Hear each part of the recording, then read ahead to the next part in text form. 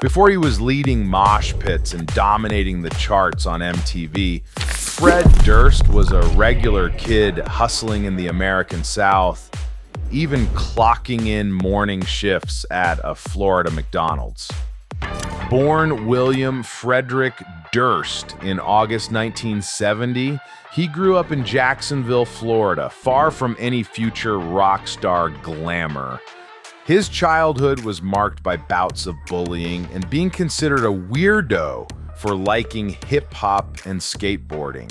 If I was a big misfit where I grew up and abused and bullied a lot. You know, I was really pushed around and bullied a lot growing up. You know, bullies were definitely people I tried to steer clear of but could never. Durst's love for hip-hop was particularly significant, especially given the racial dynamics of his environment. Growing up in a predominantly black neighborhood, he was one of the few white kids embracing hip-hop culture. This led to further alienation and bullying from his white peers, who derogatorily labeled him an N-word wannabe. After high school, Fred Durst enlisted in the U.S. Navy, serving from 1988 to 1990. His decision to join the military was influenced by a desire to impress his father.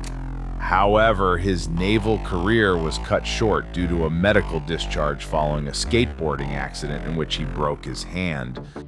Back in Jacksonville, Durst mowed lawns, worked at McDonald's, and eventually focused on becoming a tattoo artist, working at multiple shops throughout the mid-1990s.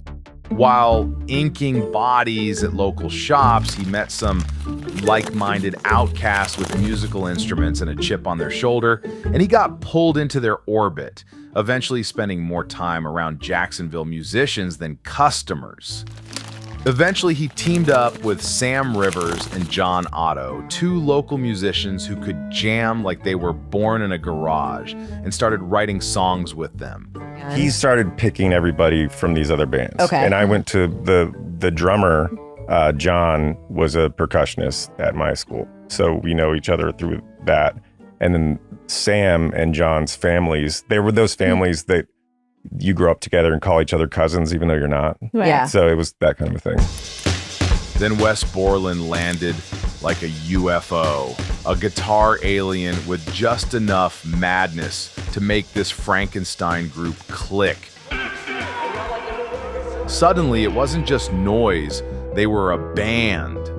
Limp Bizkit was sort of made up of all the people in bands who had gone on to do other things. Like they were like, I don't want to do this, I want to go work for my dad's lawn business, or, you know, basically moving on. We were the remnants of bands that were in town that kind of still wanted to try. My band had played with Fred's band, and my band was a three-piece, and I was like the singer, guitar player, and then I saw Fred, and I was like, that's the best frontman I've ever seen in my life. Like, I remember the first time I ever saw him and was just blown away. Mm-hmm. What year was that? Like 94. Wow. Damn. I just turned 50. I'm old. They named themselves Limp Bizkit, deliberately choosing a name that would repel listeners at first glance. This was Durst's mischievous sense of humor and marketing savvy at work from day one. He wanted people to wonder, what the fuck is a Limp Bizkit? And maybe even be annoyed by it. Limp Bizkit initially started out as sort of a counterbalance to being bullied and things like that. Well, yeah, you know, when growing up, if you're someone that's tortured and bullied and just happened to be wearing that target on your back for your life, you know, some people need an outlet. So it was sort of a revenge against the bullies, was what Limp Bizkit was. But the irony was the sound of the music was so ferocious sometimes that bullies themselves would actually embrace Limp Bizkit. So it was very uneasy for us a lot of the times to see the people that we really hated participating and being fans of the music alongside the people we were sort of fighting for and standing up for. And over the time, you just got to let it go and let art be what it's going to be, you know? Despite the goofy name, the band's early shows started turning heads in the underground Florida music scene. And Fred just started grabbing these people, and he was calling labels and just acting like our manager, just full of and calling people. And because Fred is incredibly talented in just like getting what he wants out of people. He's so good at the way he controls a crowd. Like, and he's just very charismatic and very he is. Yeah.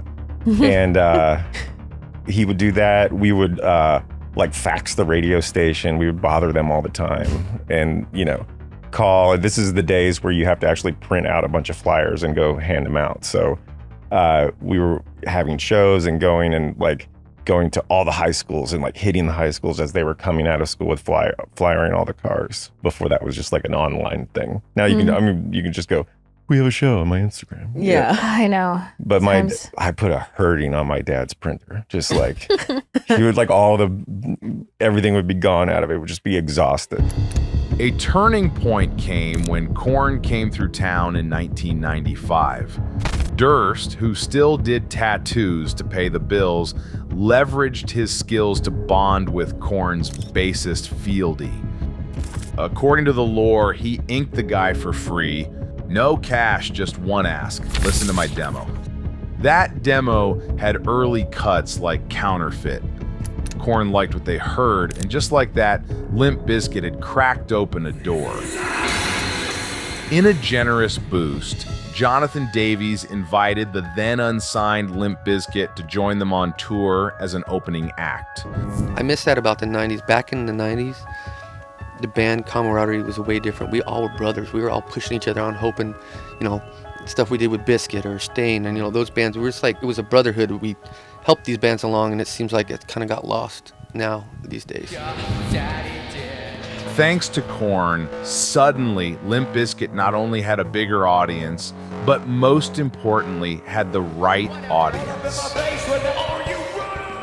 Now we're playing in front of a bunch of people who get it and understand and are there with us. We got break dancers, and we have DJs spinning between songs and in full light show on the crowd and for the crowd between the sets. And I mean, you'll never find anything like that on a Warped Tour and Ozfest. This is just like over the top.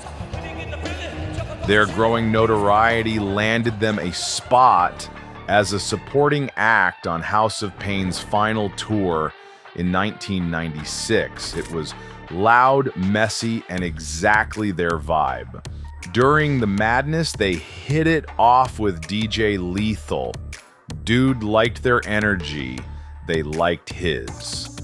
By the end of the year, he wasn't just hanging out, he was in the band. Borland, on the other end, was out. Egos and just like different ideas of what the band should be. Yeah. But right before we got signed, I was like, no, I don't want to do this. And went back, like, working at a coffee shop, and they got different guitar players and sort of reformed the band. They got signed. In 1997, Interscope Records offered Limp Bizkit a record deal. They got signed, bought a van and trailer, drove out to LA to start making their record. And the guy driving, one of their friends, went off the road, flipped the van. Fred's feet went through a window, destroyed. Everybody was cut to ribbons. The guitar player flew out of the window. They were in the hospital, showed up in LA on crutches, like to start recording. And everybody, the people in LA that were doing the record were like, what? Then the guitar players in the middle of the night stole all the gear, all the guitar gear, and rented a car and drove back to Florida. And then it was just like, they started calling me and going like, do you want to do this again? I finally just went, yeah. And that's when we started writing the first record. Eventually, Limp Bizkit released their debut album, $3 Bill Y'all, in the summer of 1997. It's got some solid tracks and is a foundational one for nu metal for better or worse. It's produced by Ross Robinson, too, of note. Got some pretty heavy bangers like Counterfeit, Stuck, and Pollution. Deep biggest single off this project was a cover song of the George Michael track Faith, where Fred and the band bring this very cheeky rendition of the track with, of course, those playful rhythm guitars and kind of, silly, tongue-in-cheek vocals. It's flirty, it's silly, it's lighthearted, but then when the chorus comes in, that's when the riffs go hard and Fred is screaming his brains out. It's explosive, it's pretty fun, and you even have DJ Lethal on the bridge, like doing some sick DJ scratches. The debut album was a slow burn success. It got only a moderate response at first, but the Faith cover started getting radio play and MTV attention, exposing Durst's growling delivery and Borland's quirky onstage costumes to a national audience. So we had like 2 singles that came out that didn't do well, didn't really hit, and then Faith came out, and we made a terrible video for Faith. And then Fred was like, we're trashing this. We're going to do like a Motley Crue style tour video that shows us like our footage on tour. And he brought a film crew out, and the video was just us on tour. Like, and I think the combination of doing the cover of Faith and people seeing actually what the shows were like, that's when it really hit. And that's the what first year time. Was this? We were recording our second record at the time when Faith came out. That was just like the last ditch to see if we could get any traction. Yeah, And I know that a lot of people hate that Faith cover now, but my inner 14-year-old still smirks and sings along every time it comes on. And ultimately, this was a song that really launched them into the mainstream with radio play. Their second album, Significant Other, dropped in June 1999, debuted at number 1 and went multi-platinum, propelled by the ridiculously catchy single Nookie. The band will always be associated with that song, yes, for sure. Biggest hits off this LP were improvements over the biggest hits on the last LP, because you do have the song Nookie on here, which does have a pretty solid hip-hop beat rocking in the background. The refrains on this track are pretty sharp too, and of course, who can forget the legendary cut Break Stuff, which might possibly be Limp Bizkit's best song, hands down. We've also got some big guest spots here with End Together Now with Method Man, Nobody Like You with Jonathan Davis and Scott Weiland, and No Sex with Aaron Lewis, who isn't exactly someone I'd brag about having on my album these days, but was getting huge at the time. Suddenly, you couldn't turn on MTV without seeing Durst's face. Limp Bizkit was like, just like culturally phenomenal level. Wow. Right? I mean, it's hard for me to say that, but hear you say that. It was a big thing. Durst had a natural grasp of controversy as a marketing tool. He wasn't shy about stirring the pot. Case in point, at the 2000 MTV Video Music Awards, in one of that era's strangest pop culture mashups, Durst hopped on stage during Christina Aguilera's performance to sing Limp Bizkit's Livin' It Up alongside her. The spectacle of the foul-mouthed nu metal bro grinding next to the pop diva in chaps was peak Y2K absurdity. Durst later shrugged, saying he just did it for the nookie. The media ate it up, and Durst's notorious rep only grew. Of course, being the poster boy for a cultural phenomenon comes with a price. In July 1999, Limp Bizkit took the stage at Woodstock 99, a festival meant to celebrate the peace and love legacy of the original Woodstock. What ensued was anything but peaceful.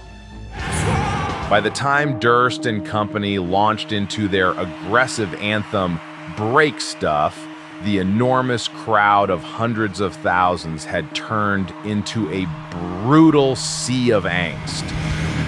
Fans tore plywood from the sound towers to crowd surf, with Durst himself riding a sheet like a surfboard and violence erupted in pockets of the venue. You're looking at a sea of people. You know, you can't like focus in on little things. Yeah, of course. happening. And like I'm playing. Yeah, I'm playing. We're playing songs. The audience is like really far away. Like the barricade between the stage and the audience. I mean, the stage and the barricade. The amount of distance was massive. Yeah. You know, with TV cameras and a lot of photographers, and just it's then to realize what was happening. I have a whole video going deep into this and how Limp Bizkit were unfairly targeted, in my opinion. You can check it out later. But for now, the main point is, as the festival went on, things kept getting worse, with riots, arson, and reports of sexual assaults in the crowd. And then to realize what was happening later, and then to watch the news reports of the mashup of our day and the next day where the fires were, and watching them cut footage of the fires that happened when we were gone. Yeah, the peace vigil, right? Right. Yeah. And cutting that into our set at the same time was just like, yeah. They were just like, let's make this worse. The media needed someone to blame, and Limp Bizkit quickly became the prime scapegoat for everything that went wrong at Woodstock 99. How scary was it for you up there when they started ripping that place apart, when they started taking the plywood off the towers and stuff? Oh my God. Dude, it's not our fault. That's all I can say. Come on, Woodstock! Even Jonathan Davies turned on them and pointed the finger squarely at Fred Durst. And everybody had fun. The second night, Limp Bizkit it up for everybody. But some argue that even bad publicity is good publicity. And those years were the band's mainstream apex. It was truly massive. But you also have to then hit the zeitgeist at the right moment with the right thing. I mean, the Beatles, everybody did it in their way.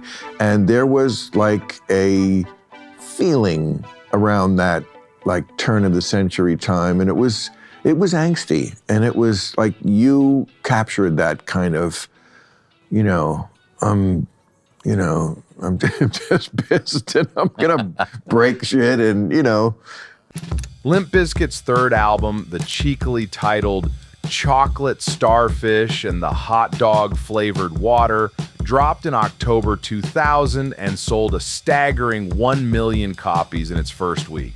Even though we were kind of tongue-in-cheek with it and kind of trying to have fun with it, I think a lot of people were taking it very seriously.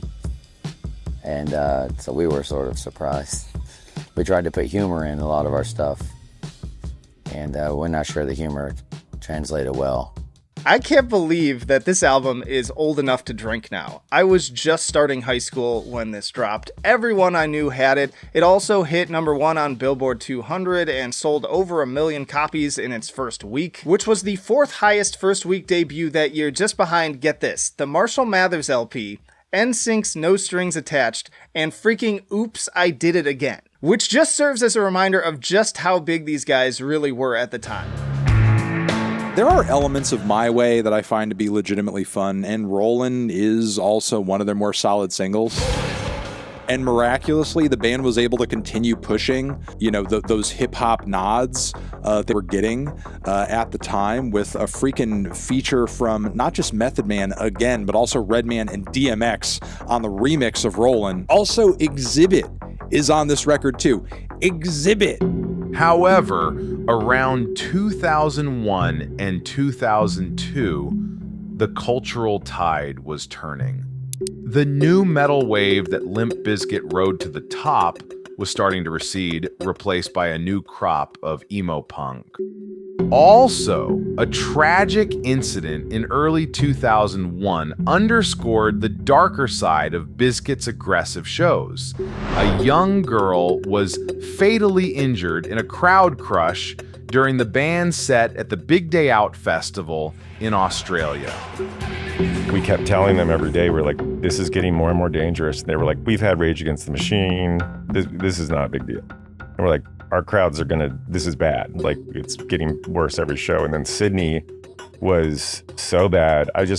How many people, put in perspective? You know how many people were there? Like, it's like between 80 and 150,000 people, maybe more, putting pressure on one single barricade. Yeah. And there's just there's no amount of like strength of one barricade going across that can stop the force of that many people. So the barricade, every security guard's hanging on the barricade, pushing forward. And it's like, there's 80,000 people out there. You're not going to fight 80,000 people, but people kept going down. We stopped playing like 5 times and just had to take a break and go, please stop. The chaos wasn't just in the pit. Offstage, the band, and especially Durst, were becoming targets. Fred Durst, once the rebel hero, was now increasingly cast as rock's ultimate villain. I think people have realized and accept the fact that we're the world's most hated band, one of them. And that's what we are. Every turn of each new movement of music, there has to be someone that everyone sort of dislikes. Do you read the press? Yeah. So we take that badge and we'll wear that. We don't mind being the most hated band in the world. Pretty cool. By now, Durst was largely perceived as a bully who fostered an obnoxious fan base. I was bullied my whole life, tortured, bullied. I was really just this peon kid in my city at school. And ultimately, the vehicle I used to put behind Limp Bizkit was, oh man, I'll use this microphone to fight these guys back. But the irony was, the bullies that tortured me were dressing like me in the audience. Eminem dropped diss tracks against them, while other bands like Slipknot and Linkin Park insulted them in interviews. What about Eminem? I know you used to joke around with Eminem back in the day. Yeah, he used to be my homie. He used to be. Have you talked to him recently? No, I haven't talked to him since he turned on me. Oh, really? What happened? I don't know, but I still love him. I still love his talent. I like him as a person. If you saw him today, would you be willing to do a new track with him? Dude, I got mad love for him. He remembers our time together as genuine, and I don't know what all that other shit was. Ultimately, hating Limp Bizkit became a trend. Yeah, it's probably one of the reasons why I took a step back from the band in 2001. I was just like, I don't want to do this anymore. By the time they released their 4th album, Results May Vary, in 2003, the backlash had reached a fever pitch. Wes Borland had temporarily quit, robbing the group of some cool kid credibility. The album did go platinum, but it was savaged by critics and received as a bloated, melancholic flop that lacked the old fire. Alright, then its Results May Vary in 2003, and this is where things started to really kind of go downhill for Limp Bizkit. This is the only album with Fred Durst fully driving everything since Wes Borland left in 2001. Mike Smith of Snot briefly stood in, but I guess a lot of the guitar work here was recorded by a number of different people, which explains the overall uninspired riffing. Even the single Eat You Alive kind of sucks. There's this super boring riff. It's regarded by many to be their worst record. Now, personally, I don't think it's their worst record. It just kind of gets that rap because I think this is the last album that, fans actually listen to.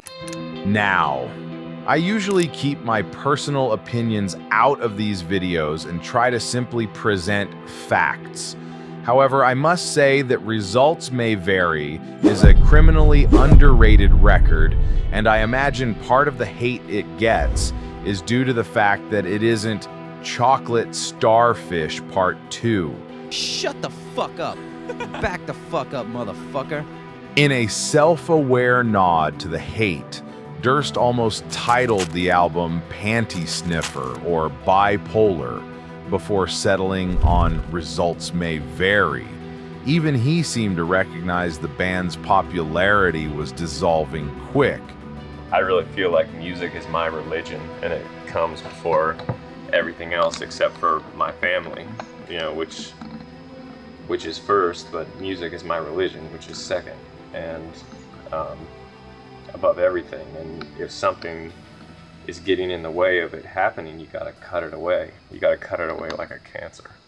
By 2005, Borland had rejoined the band, and they dropped The Unquestionable Truth Part 1. Obviously, I think there was intended to be a part 2, though there was never a part 2. All we have of The Unquestionable Truth is this part 1, less than 30-minute record, and it is song for song, lick for lick, lyric for lyric, a blatant ripoff of Rage Against the Machine, and that's it. Do some. Maybe just some fucking total new thing. John, that you broke it down that length that time, that was fat. He did a whole album. The album was poorly received, and after its release, Limp Bizkit went effectively on hiatus, with its members burnt out and the public mostly tired of them. Imagine accepting the truth!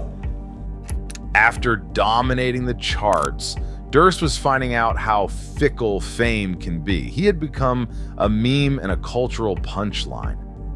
His band was widely mocked and even compared unfavorably to that other punching bag of rock, Nickelback. Facing this hostile climate, Durst did something unexpected. He stepped away from the music spotlight and pivoted to filmmaking. In 2006, he quietly began working on independent films, and by 2007, he emerged at the Tribeca Film Festival in New York, not as a rowdy rocker, but as a debut director premiering his first feature film. Well, Fred is in town this week bringing his directorial debut to the Tribeca Film Festival. That film, The Education of Charlie Banks, was a coming-of-age drama about college friends, far removed from the world of Limp Bizkit. And it was good. It even won Tribeca's Narrative Award for Best Feature by a New Director. Some people might look at, say, Fred Durst, director, oh, now what? I mean, it's kind of has a prejudged quality to it. Right. You know, how would you respond to that, and what do you think? I mean, that people jump around from different areas. He's a guy who's proven himself successful in a creative medium, music, and a very competitive creative medium. While this movie probably couldn't be more different than his music, he has a sense of kind of what works. I mean, no one successful for that many years is successful by mistake. He's incredibly savvy, both creatively and business, and this movie reflects that. It's well made. It's like sophisticatedly done. It's correctly done. It's like it feels like a real movie. So people will have whatever make whatever the judgments they make. But then you see the movie and you see it's real. Durst's second film, The Long Shots, released in 2008, starred Ice Cube and told the heartwarming, true story of a female quarterback. So far, everyone who's seen it thinks it's unexpected. That's why I say it so much. To me, I don't know if it's a compliment or insult, or the famous complisult. 2 films in, and he was actually pulling it off, proving he could evolve and stay creative without screaming into a mic. Still, the Bizkit itch never really went away.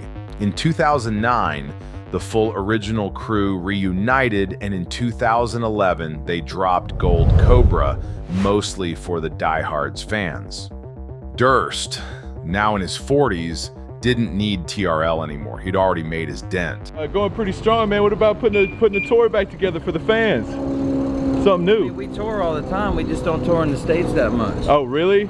Yeah. Man, I've seen you guys several times, man, and it took a lot of time to recover after you guys' concerts, man. They're crazy.